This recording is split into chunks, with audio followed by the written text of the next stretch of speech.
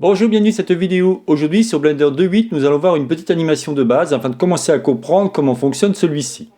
Donc là, si vous voulez, je vous montre même pas de modèle, puisque de toute façon, ça va être juste le cube de base qu'on va s'amuser à faire, et rien d'autre. Donc sans plus attendre, regardons cela ensemble. Voilà, donc on se retrouve sur Blender 2.8 et on va s'amuser, comme je disais, avec le cube. Alors ce qu'il faut que vous compreniez bien avant, c'est que une animation, en fin de compte, ça va jouer par des mots-clés. C'est qu'ici, vous savez, la fameuse timeline qu'on n'a pas encore vue. Vous m'avez vu faire quelques animations, quelques petites choses, mais rien d'extraordinaire. Surtout, je ne vous ai pas expliqué comment celui-ci fonctionne. En fin de compte, si vous regardez un petit peu, ici, on va décrypter. Ici, vous avez l'autokeying. Ça veut tout simplement dire qu'à chaque fois que vous allez faire une animation, c'est-à-dire un mouvement de votre cube, par exemple dans le cas du cube, avec à différents endroits, celui-ci va enregistrer automatiquement les mouvements. Vous verrez, on fera ça tout à l'heure. Ici, vous allez pouvoir donc aller jusqu'à la première frame ou la dernière frame. C'est-à-dire celui-ci, c'est la dernière, enfin la première, pardon. Et celui-ci, ça va être la dernière. Ici, vous allez pouvoir tout simplement sauter de clé en clé. Vous voyez, on a ici, il vous dit Jump to keyframe, donc c'est-à-dire sauter vers la clé, tout simplement, clé précédente. Ou ici, vous aurez la clé suivante. Ensuite, donc on ne verra bien évidemment pas tous sur la timeline, je ferai carrément une vidéo complète pour bien vous expliquer celui-ci, mais déjà on peut voir ce qu'il en est. Alors ici, on va pouvoir modifier tout simplement l'icône qui va modifier, soit par exemple, vous voyez, je pourrais mettre ici un viewport, mais nous ce qui nous intéresse évidemment, c'est la timeline. Donc qui va se retrouver, qui s'appelle même plus timeline, je crois, qui s'appelle, ah si, timeline, autant pour moi. Il y a tellement de choses qui ont changé sur Blender qu'on ne sait plus trop. Alors ici, vous allez pouvoir avoir des options par rapport à la timeline, bon ça on verra ça plus tard. Là c'est pareil, c'est les options. Là vous aurez ici le view, c'est-à-dire que on va pouvoir, si vous voulez, cacher différents éléments par rapport à la timeline. Là aussi, pour l'instant, on n'y touche pas. Et là non plus, c'est pour ajouter des marqueurs. C'est qu'en gros, si vous voulez, c'est pour ajouter des... comme un marqueur, hein, c'est comme son nom l'indique. C'est-à-dire, c'est une espèce de note qui dira à tel endroit, il y a quelque chose. Bon, le but, évidemment, de vous expliquer un peu comment fonctionne la timeline. Alors, comment celle-ci fonctionne? Là, vous pouvez voir qu'on commence à 1 et on finit à 250. C'est-à-dire que c'est des frames. Alors, une frame, c'est quoi? Pour vous donner un ordre d'idée, ce sont des images secondes. C'est-à-dire que dans une animation, vous avez... Alors là, il faut aller ici. Alors attendez, ici, pardon. Et ici, vous voyez, c'est marqué frame rate. Ça veut tout simplement dire le taux de frame à la seconde. Donc en gros, en une seconde, on va avoir 24 images. D'accord? Donc vous l'avez bien compris, si je mets ici à 25, par exemple, on aura 10 secondes d'animation.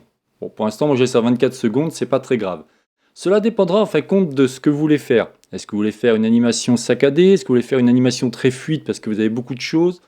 Toujours pareil, ça dépend de ce que vous voulez faire. Bon, en tout cas, c'est ici que ça se trouve. Donc vous voyez bien qu'ici, si je reviens, vous avez le nombre de frames actuellement où je suis, ici la frame de départ et ici la frame de fin.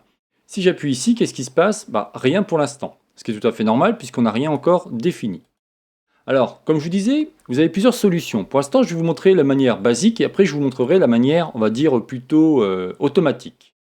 Mon cube est ici. Donc déjà, il faut se dire, ok, je veux m'amuser à bouger mon cube. Alors, vous allez voir, c'est très simple ce qu'on va faire, mais je veux au moins que vous compreniez ça. L'intérêt de l'animation, c'est qu'on va pouvoir jouer à la fois sur le scale, la rotation et le déplacement. Ça, c'est vraiment intéressant. Donc déjà, je vais appuyer sur I. Et ici, je vais tout simplement cliquer sur... Alors là, puisqu'on va faire juste Location, c'est-à-dire c'est un déplacement, on va sélectionner Location et appuyer. Et vous allez voir qu'ici, automatiquement, vous avez un petit point. Là, je le dépasse exprès. Vous voyez? On a une espèce de petit losange qui s'est créé. C'est-à-dire que j'ai inséré une clé, tout simplement. Maintenant, ce que je vais faire, c'est que je vais faire... Ici, je vais me déplacer, par exemple, à 60 frames. D'accord? On est à 60 maintenant, vous voyez? Marqué Current Frame, c'est-à-dire frame courante. Et lui, sur Y, je vais mettre à peu près ici. D'accord? Et je vais encore insérer une frame. Toujours pareil au niveau Location. Donc Location, c'est le déplacement. Rotation, vous l'avez compris. Le Scaling, c'est le redimensionnement. Et après, on peut faire, on va dire, des assemblages. C'est-à-dire location, rotation, scale, location, scale, et ainsi de suite. D'accord? Et les autres, bon, on verra ça un peu plus tard. Donc là, j'appuie sur I encore une fois. Et je mets Location. Vous voyez, on a un deuxième point qui s'est créé. Regardons ce qui s'est passé. Vous avez vu? Déjà, mon cube a bougé. Si je fais ça, en fin de compte, mon cube va se mettre à bouger par rapport à l'endroit que j'ai défini. C'est-à-dire que, si vous voulez, ici, on est à 0, donc tout va bien. Je vais mettre en mode comme ça, puis c'est bien voir. Voilà. En mode orthogonal, c'est plus simple. Ici, je suis à 0, et si je fais ça, il se déplace jusqu'à la frame 60. Très bien, donc on vient de comprendre comment faire un déplacement. Vous avez vu, c'est assez facile, il suffit d'appuyer là, et vous voyez bien que le déplacement se fait de mon cube sur l'axe Y. Alors maintenant, ce qu'il faut comprendre, c'est qu'en fin de compte, vous pouvez jouer sur cette vitesse. C'est-à-dire que là, pour l'instant, on a fait Location au niveau de Y. Si je clique ici, au niveau de l'animation, donc c'est l'onglet Animation, vous aurez, celui-ci va être partagé en fin de compte en 3 fenêtres. Vous avez la fenêtre ici, le Viewport. Ici, vous avez, alors c'est pas la Timeline, c'est le Dop Sheet. C'est une autre fenêtre différente où on va pouvoir jouer sur les clés en fin de compte. Si vous voulez, vos clés qui sont ici, par exemple, vous voulez plutôt être à la frame, on va dire 40 que 60, vous cliquez dessus tout simplement et vous la déplacez. Vous voyez, ça va servir à ça. Il y a une autre fenêtre intéressante, alors je vais revenir ici pour vous montrer. Là, on est en vue caméra, d'accord? Ici, on est au niveau du Viewport et là, au niveau du Dop Sheet. Très bien. Si je fais ça, vous allez voir les deux cubes bouger. Mais là, vous voyez qu'au niveau de la caméra, c'est plus intéressant parce qu'en fin de compte, celle-ci disparaît. Donc, ce qu'on va faire ici, c'est qu'on va se mettre plutôt sur une autre fenêtre qui s'appelle le Graph Editor. Le Graph Editor va permettre tout simplement de définir la vitesse à laquelle on veut que celui-ci avance. Vous voyez, c'est cet axe-là en fin de compte. Donc si on clique ici, on a Location. Alors Location, en fin de compte, vous n'allez pas pouvoir, si vous voulez, décorréler X, Y, Z. Donc automatiquement, il va enregistrer les 3 axes. Vous voyez. Donc, mais par contre, ce qu'on peut faire, puisque ce qui nous intéresse pour l'instant, c'est Y. On peut les verrouiller. Et dans ces cas-là, si je clique ici, seul l'axe Y va être, on va dire, va bouger, tout simplement. Regardez, on va recommencer. Je fais ça, vous voyez que mon cube va pas très vite, il va à une vitesse constante, parce que vous pouvez le voir ici au niveau de ma courbe bleue. Voyez ce qui se passe. Ça, c'est un type de courbe. Si vous appuyez sur V, vous aurez différents types, on va dire, au niveau de la main. La main, en fin de compte, c'est qu'ici, vous avez, si vous cliquez sur ce petit point, vous voyez, on a une espèce de courbe de Bézier. Alors, on n'a pas encore vu les curves, mais vous comprendrez quand je vous expliquerai ça. Vous voyez, si je fais ça, par exemple, vous allez voir que comment pourrais-je dire, ma vitesse de mon cube va être différente. Regardez. Vous avez vu? Beaucoup plus lent. Alors, on va faire quelque chose comme ça, par exemple. Et vous allez voir, ça va aller beaucoup plus vite. Après, comme je vous dis, si vous voulez, c'est simplement des exemples. C'est vraiment les bases. Je ne veux pas aller trop loin. Mais je voulais au moins vous expliquer ça. Donc ici, ce que vous voyez là j'entoure en rouge pour aussi bien comprendre, on appelle ça une poignée. Et en fin de compte, si je clique sur la touche V, vous aurez 5 types de poignées. Vous aurez Free, Align, Vector, Automatique et Autoclamp. En fin de compte, chaque poignée a un style différent. On va dire qu'il y a un style de poignée qui sera automatique, l'autre qui sera plutôt libre, donc vous pourrez jouer sur l'une ou l'autre poignée, et ainsi de suite. Je n'en dirai pas plus, vous comprendrez mieux quand j'attaquerai les curves, parce que là je vous ferai une vidéo complète au niveau de l'animation, mais quand on fera quelque chose de plus intéressant. Là c'était juste pour vous montrer au niveau du cube. Donc vous avez bien compris que là on peut jouer à ça. Ce qu'on va faire maintenant, c'est qu'on va insérer une autre clé. Alors on va se mettre par exemple, on est à 60, on va aller jusqu'à 120. Je bouge tout simplement ici, voilà. Et ici, je vais le faire monter, je vais faire un GZ, d'accord? Juste ça. Et là, je vais insérer une clé I, toujours location, parce que c'est ce qui m'intéresse. Et vous allez voir qu'automatiquement, alors là, ce qu'il faut voir, c'est que j'ai verrouillé. Donc je vais les déverrouiller. Parce que je pense que j'ai dû faire une bêtise. On va regarder. Là, il monte.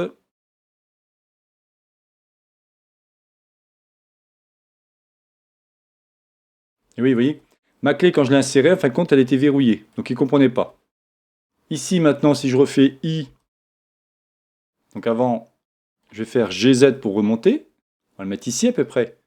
Et là, je vais faire I location. D'accord? Je reviens au début. Et regardez ce qui se passe. Alors, ce que je vais faire, c'est que je vais un peu bouger ça. Vous voyez, maintenant, on a deux lignes. On a Y qui a été modifié et Z. Vous voyez? Si je clique ici, on a maintenant Z. Et regardez ce qui va se passer. Vous allez pouvoir jouer, en fin de compte, sur la vitesse de votre élément, vous voyez? Donc vous voyez, ça peut être intéressant. Par exemple, ça pourrait être un ascenseur qui bouge dans une maison. Ça pourrait être à cette vitesse-là, on pourrait faire. Et après, on pourrait diminuer. Là, je vous dis, c'est juste les bases, mais je voulais au moins vous montrer ça. Donc vous avez bien compris qu'ici, on va pouvoir tout simplement les verrouiller si on ne veut pas y toucher. D'accord? Revenons ici au niveau du layout. Je reviens ici. Et ce que je vais faire, c'est que je vais faire une nouvelle fenêtre. Donc il n'y aura pas le raccourci clavier au niveau du truc, mais ce n'est pas très intéressant. Donc là, ce qui est super intéressant, c'est que maintenant, on va faire différemment. Vous allez voir, on va faire une animation à la fois au niveau du déplacement, mais aussi au niveau de la couleur. Donc là, pour l'instant, mon cube, il est blanc. je vais aller ici, alors vous allez ici, hein, au niveau de l'onglet matériel, vous cliquez ici, on va le mettre en bleu, d'accord, tout simplement. Ici, je vais appuyer sur I afin de créer une location, donc au niveau de mon déplacement, et ici au niveau de base color, s'il veut bien, j'appuie sur I, vous voyez. En fin de compte, il ne faut pas cliquer dessus, il faut juste laisser votre curseur dessus, vous appuyez sur I, et là il va insérer une clé à la fois pour le déplacement et à la fois pour la couleur. Regardez, je vais aller maintenant ici, au niveau de la frame 60, lui, je vais le déplacer, je vais le mettre ici, d'accord? Et lui, par contre, je vais le mettre en rouge. Et ici, je fais insertion d'une clé. C'est-à-dire toujours location. Hein. C'est-à-dire si je reviens au début, je suis bien en bleu ici. Vous allez voir maintenant que si j'appuie ici sur lecture, mon cube va bouger et va se transformer en couleur rouge. Voilà un autre exemple qu'on pourrait faire. Comme je vous dis, c'est vraiment quelque chose de très basique, mais je voulais au moins vous expliquer ça. Si on va ici au niveau du Graph Editor, vous allez voir différentes choses très intéressantes. Vous allez voir ici les transformations, donc les transformations de l'objet, donc au niveau de l'axe X, Y, Z, d'accord? Donc ici, on voit bien ici qu'on a fait un déplacement sur l'axe Y. Et ici, au niveau des couleurs, on a fait aussi un déplacement, enfin pas un déplacement, mais on a fait un changement de couleur sur les trois couleurs primaires qui sont rouge, vert, bleu. Donc red, green, blue, tout simplement. Bon, je ne veux pas vous en dire trop parce que je ne veux vraiment pas trop vous embrouiller, je voulais vraiment vous montrer quelque chose de très simpliste. Dernière chose, je vous disais qu'on peut créer des trucs automatiques, c'est-à-dire que là, on va faire un déplacement tout bête. On va cliquer ici, et vous allez voir que dès que je vais déplacer mon cube, celui-ci va me créer une clé automatiquement. Vous voyez, au niveau de la 1, il a créé une clé. Et si maintenant je fais GX par exemple pour un autre déplacement, là il ne se passe rien normal. Pourquoi? Parce que je n'ai pas déplacé mes frames. Rappelez-vous qu'une frame, en gros, 24 frames égale 1 seconde. D'accord? Donc là je vais mettre par exemple à 60, je vais faire un GX, je vais mettre ici. Et là automatiquement on m'a créé un déplacement. Regardez, si j'appuie maintenant ici, il a fait ce qu'il faut. Vous voyez, ça n'a pas marché, pourquoi? Parce qu'en fin de compte, j'avais déplacé mon élément, je n'avais pas fait la clé correctement, donc il ne s'était pas mis au bon endroit. C'est pas très grave. Ce qui est intéressant aussi à savoir, c'est comment supprimer une frame. Enfin, pas une frame, une clé, pardon. Vous cliquez ici, tout simplement, bouton contextuel, et vous faites Delete Keyframe. Automatiquement, celle-ci va disparaître. Et vous voyez, mon cube se remet au bon endroit.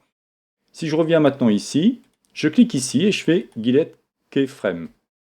Et là, il n'y a plus de problème. Pour remettre votre cube à l'origine, vous faites Alt-G, rappelez-vous les fameuses commandes Alt-G, Alt-S ou Alt-R. Remise à niveau au niveau du déplacement, remise à niveau au niveau de la rotation ou remise à niveau au niveau du scale. Bon, je vous montre une dernière chose, en l'occurrence, c'est un petit exemple que je m'étais amusé à faire pour vous expliquer ce qu'on peut faire en animation. Je vous dis, j'ai pas été très loin, mais je voulais au moins vous montrer ça. Donc là, je vais aller dans Layout. Ici, je vais mettre en 3D Viewport. Voilà. Donc là, j'ai tout simplement créé, si vous voulez, je vais vous montrer rapidement. Vous voyez, j'ai créé un petit cube, j'ai fait une espèce de barrière avec une caisse qui se promène, et vous allez voir ce que ça donne. Donc j'ai mis ma caméra qui soit bien positionnée. Mon cube, en fin de compte, si vous voulez, aux yeux de la caméra, on ne le voit pas. Alors, si vous n'êtes pas sûr pour le niveau de la caméra, regardez, je vais vous montrer quelque chose d'intéressant. On va cliquer ici, on va prendre la caméra. Je vous ferai une vidéo aussi plus tard dessus, mais chaque chose en son temps. Et ici, on va lui créer, alors, c'est le passe-partout. Le passe-partout, en fin de compte, vous voyez, si je fais ça, je me mets à opacité 1, j'appuie sur 0, bon endroit, voilà. Là, en fin de compte, on va voir que ce qui va se passer au niveau de la caméra. Le reste est occulté, tout simplement. Et regardez, maintenant j'appuie ici, et là vous allez avoir une caisse déplacée comme sur un tapis, et on pourrait croire que c'est plusieurs caisses qui se déplacent, puisque ma boucle, si vous voulez, est infinie. Vous voyez, dès qu'il arrive à 100, au niveau de la frame 100, hop, elle recommence à 0, et ainsi de suite. Voilà ce que je voulais vous expliquer, en tout cas sur l'animation de base, mais vraiment de base. Hein. Et on y reviendra bien plus tard, et on fera bien plus de choses, et ainsi de suite. Mais je voulais commencer à vous montrer ça.